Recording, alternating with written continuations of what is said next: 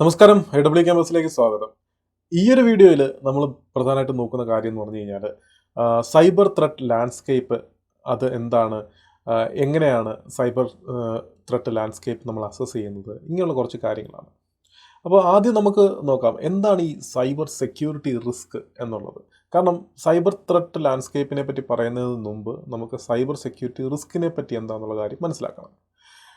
Cyber security risk എന്ന് പറഞ്ഞു കഴിഞ്ഞാൽ നമുക്ക് ഇവിടെ ഈ പറയുന്ന പോലെ തന്നെ പൊട്ടൻഷ്യൽ റിസ്ക് ആണ്. അതായത് എന്തെങ്കിലും ഒരു ത്രെട്ടോ അല്ലെങ്കിൽ ഏതെങ്കിലും വൾണറബിലിറ്റിയോ അല്ലെങ്കിൽ നമ്മുടെ ആ ഒരു ഇൻഫ്രാസ്ട്രക്ചർ അതായത് ഡിജിറ്റൽ ഇൻഫ്രാസ്ട്രക്ചറിലുള്ള എന്തെങ്കിലും വീക്ക്നെസ്സുകൾ, ഇങ്ങനെയുള്ള കാര്യങ്ങളെയാണ് നമ്മൾ സൈബർ സെക്യൂരിറ്റി ത്രെട്ട് എന്ന് പറയുന്നത്. അപ്പോൾ ഈ ഒരു വീക്ക്നെസ്സുകൾ ഉപയോഗിച്ചിട്ട് ഭാവിയിൽ ഒരു ഹാക്കിംഗ് അറ്റംപ്റ്റോ അല്ലെങ്കിൽ ഏതെങ്കിലും ഡിവൈസുകൾ കോംപ്രമൈസ് ചെയ്യുകയോ അല്ലെങ്കിൽ അതിലുള്ള ഡേറ്റ എടുത്തു മാറ്റാൻ പറ്റുകയോ അല്ലെങ്കിൽ ആ ഡേറ്റ കറപ്റ്റ് ചെയ്യാൻ പറ്റുകയോ അല്ലെങ്കിൽ ഏതെങ്കിലും ഒരു സർവീസിനെ അറ്റാക്ക് ചെയ്ത് ആ സർവീസിനെ ഡൗൺ ചെയ്യാൻ പറ്റുകയോ, അപ്പോൾ ഇങ്ങനെയൊക്കെയുള്ള കുറേ കാര്യങ്ങൾ എല്ലാം കൂടെ വരുമ്പോഴാണ് നമ്മൾ വൾണറബിലിറ്റീസ് അല്ലെങ്കിൽ വീക്ക് പോയിൻറ്റുകൾ എന്ന് പറയുന്നത്. അപ്പം ഇതാണ് ശരിക്കും പറഞ്ഞാൽ സൈബർ സെക്യൂരിറ്റി റിസ്ക് എന്ന് പറഞ്ഞാൽ.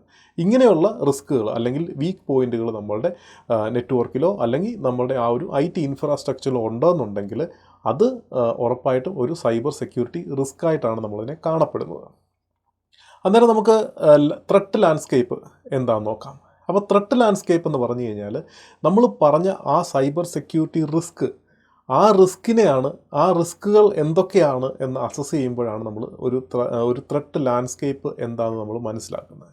അപ്പം ആ ഒരു ഫാക്ടേഴ്സ് എന്തൊക്കെ ഫാക്ടേഴ്സാണോ നമ്മുടെ ആ ഒരു സൈബർ സെക്യൂരിറ്റി റിസ്കിലേക്ക് കൊണ്ടുപോകുന്നത്, അത് ഇൻഡിവിജ്വൽസ് ആകാം, ഓർഗനൈസേഷൻ ആകാം, ബിസിനസ്സസ് ആകാം. ഇപ്പോൾ ഇൻഡിവിജ്വൽസ് എന്ന് പറഞ്ഞു കഴിഞ്ഞാൽ ഇപ്പം കൃത്യമായിട്ട് യൂസർ നെയിമും പാസ്വേഡും ഒക്കെ ഉപയോഗിക്കാതെ അല്ലെങ്കിൽ എവിടെയെങ്കിലുമൊക്കെ അതിൻ്റെ പാസ്വേഡൊക്കെ എഴുതിയിടുകയും അല്ലെങ്കിൽ പാസ്വേഡ് ഷെയർ ചെയ്യുകയൊക്കെ ചെയ്യുമ്പോൾ അത് ഇൻഡിവിജ്വൽസ് തന്നെ പ്രൊസസ് ചെയ്യുന്ന റിസ്ക് ആണത്. ഓർഗനൈസേഷനെ സംബന്ധിച്ചിടത്തോളം കൃത്യമായിട്ടുള്ളൊരു പോളിസി ഇല്ല. എങ്ങനെ ഡേറ്റ പ്രൊട്ടക്റ്റ് ചെയ്യണം, എങ്ങനെ യൂസേഴ്സിനെ പ്രൊട്ടക്റ്റ് ചെയ്യണം, എങ്ങനെ ആണ് കമ്മ്യൂണിക്കേഷൻ സെക്യൂർ ആയിട്ടുള്ള കമ്മ്യൂണിക്കേഷൻ നടക്കേണ്ടത്, ഇങ്ങനെയുള്ള കുറേ കാര്യങ്ങളിൽ ഓർഗനൈസേഷന് ഒരു പോളിസികളില്ല എന്നുണ്ടെങ്കിൽ അവിടെയും നമുക്കതൊരു ത്രെറ്റ് ലാൻഡ്സ്കേപ്പിൽ ഭാഗമായിട്ട് തന്നെ വരും. അപ്പം ഇതാണ് ശരിക്കും പറഞ്ഞാൽ ഒരു ത്രെറ്റ് ലാൻഡ്സ്കേപ്പ്. അപ്പം ഇതിൻ്റെ അകത്ത് factors that pose a cyber security risk ആണ് നമ്മൾ എപ്പോഴും ഒരു ത്രെറ്റ് ലാൻഡ്സ്കേപ്പ് എന്ന് പറയാറുള്ളത്. ഇനി ഇതിനകത്ത് ഈ ത്രെറ്റ് ലാൻഡ്സ്കേപ്പ് കൂടാൻ അല്ലെങ്കിൽ എന്തുകൊണ്ടാണ് ഈ ത്രെറ്റ് ലാൻഡ്സ്കേപ്പ് നമ്മൾ ഫോക്കസ് ചെയ്യേണ്ടത് എന്നുള്ളതിന് പ്രധാനപ്പെട്ടൊരു കാരണം എന്ന് വെച്ച് കഴിഞ്ഞാൽ നമുക്കറിയാം നമ്മുടെ IT ഇൻഫ്രാസ്ട്രക്ചറിൽ വരുന്ന മാറ്റങ്ങൾ, പുതിയ ടെക്നോളജികൾ അല്ലെങ്കിൽ ടെക്നോളജിക്കൽ അഡ്വാൻസ്മെൻറ്റ്സ് എന്ന് പറയും, അതുപോലെ പല രീതിയിലുള്ള ഹാക്കേഴ്സിൻ്റെ അറ്റാക്കുകൾ, പുതിയ ടാറ്റിക്സ്, അതുപോലെ ഈവൻ ജിയോ പൊളിറ്റിക്കൽ ഈവൻസ് പോലും ഇതിനെ ഒരു ഭാഗമാകാൻ ചാൻസസ് ഉണ്ട്.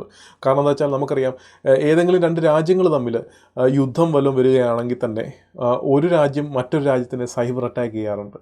അല്ലെങ്കിൽ ആ രാജ്യത്തിൻ്റെ സപ്പോർട്ടേഴ്സായിട്ടുള്ള മറ്റ് പ്രോക്സി വാർ എന്നൊക്കെ പറയുന്ന പോലെ തന്നെ ഈ രീതിയിൽ അറ്റാക്ക് ചെയ്യാറുണ്ട്. അപ്പം ഒരു രാജ്യത്തിനെ തകർക്കണമെന്നുണ്ടെങ്കിൽ ശരിക്കും ഒരു വാർ തന്നെ വേണമെന്നില്ല. ഈവൻ ഒരു സൈബർ വാർ തന്നെ മതി ഒരു രാജ്യത്തിൻ്റെ ഇൻറ്റഗ്രിറ്റിയെയും അല്ലെങ്കിൽ ആ ഒരു രാജ്യത്തിൻ്റെ എന്താ പറയുക ഡിജിറ്റൽ ഇൻഫ്രാസ്ട്രക്ചറിനെ തകർത്ത് കഴിഞ്ഞാൽ തന്നെ ആ രാജ്യം ഒട്ടുമിക്കവാറും അവരുടെ ഇൻഡസ്ട്രികളെയും എല്ലാം ബാധിക്കും. അപ്പോൾ ഇതും ഒരു ഭാഗമാണ്. അപ്പോൾ ജിയോ പൊളിറ്റിക്സ് ഈവൻസും വലിയൊരു ഭാഗം വഹിക്കാറുണ്ട്. അതുപോലെ തന്നെ നമുക്ക് ഇപ്പം എല്ലാവരുടെയും കയ്യിൽ മൊബൈൽ ഫോണുണ്ട്. അതേപോലെ തന്നെ നമ്മൾ നോക്കിയാൽ IoT ഇൻഡസ്ട്രി ഭയങ്കരമായിട്ട് വളരുകയാണ്. നമ്മളിപ്പം എല്ലാത്തിലും സെൻസേഴ്സായി, ഈവൻ വണ്ടികളിൽ സെൻസേഴ്സായി, ട്രാക്കിംഗ് ഡിവൈസുകളായി. അപ്പോൾ ഇങ്ങനെയുള്ള IoT ഡിവൈസുകളും ഇങ്ങനെയുള്ള പല യൂസർ ഡിവൈസുകളും എല്ലാം കൂടെ വരുമ്പോഴത്തേക്കിനും ഒരു ഓർഗനൈസേഷൻ അല്ലെങ്കിൽ ഒരു കമ്പനിയെ സംബന്ധിച്ചിടത്തോളം അതിൻ്റെ റിസ്ക് കൂടുതലാണ്. ഇപ്പം നമ്മൾ ഒരു ഓഫീസിലിരുന്ന് യൂസേഴ്സ് വർക്ക് ചെയ്യുമ്പോൾ ഉണ്ടായിരുന്ന റിസ്കിനേക്കാട്ടിലും കൂടുതലാണ് വർക്ക് ഫ്രം ഹോം എടുത്ത് ആൾക്കാർ വീട്ടിലിരുന്ന് ജോലി ചെയ്യുന്നത്. അവർ വീട്ടിലായിരിക്കണമെന്നുമില്ല, അവർ എവിടെ വേണേലും ആവാം. അപ്പോൾ അവരുടെ ആ ഒരു സ്ക്രീൻ വേറെ ആരെങ്കിലും മോണിറ്റർ ചെയ്യുന്നുണ്ടോ അല്ലെങ്കിൽ വേറെ ആരെങ്കിലും അവരുടെ ആ യൂസർ നെയിം ക്രെഡൻഷ്യൽസ് ഷെയർ ചെയ്യുന്നുണ്ടോ, ഇങ്ങനെ കുറേ കാര്യങ്ങൾ വരും. അപ്പോൾ ഇതെല്ലാം ഒരു എന്താ പറയുക സൈബർ ത്രെട്ടിൻ്റെ ഒരു ഭാഗമായിട്ട് തന്നെ വരുന്നതാണ്. അപ്പം നമ്മളെ ആ ഒരു വർക്ക് എൻവയോൺമെൻറ്റും അല്ലെങ്കിൽ വർക്കിംഗ് രീതിയും അതേപോലെ തന്നെ ഈ പറഞ്ഞ പൊളിറ്റിക്കൽ ഈവൻറ്റും ടെക്നോളജിക്കൽ അഡ്വാൻസും ഇങ്ങനെയുള്ള കുറേ കാര്യങ്ങൾ വരുമ്പോഴത്തേക്കിനും അതിൽ കൂടുതൽ ത്രെട്ടുകൾ വരാൻ ചാൻസ് ഉണ്ട്. അപ്പോൾ അതുകൊണ്ട് തന്നെ നമുക്ക് എപ്പോഴും ഒരു എന്താ പറയുക, ഈ ഒരു ഭാഗം അതായത് സൈബർ ത്രെറ്റ് ലാൻഡ്സ്കേപ്പ് നമ്മൾ കൃത്യമായിട്ട് മോണിറ്റർ ചെയ്യണം.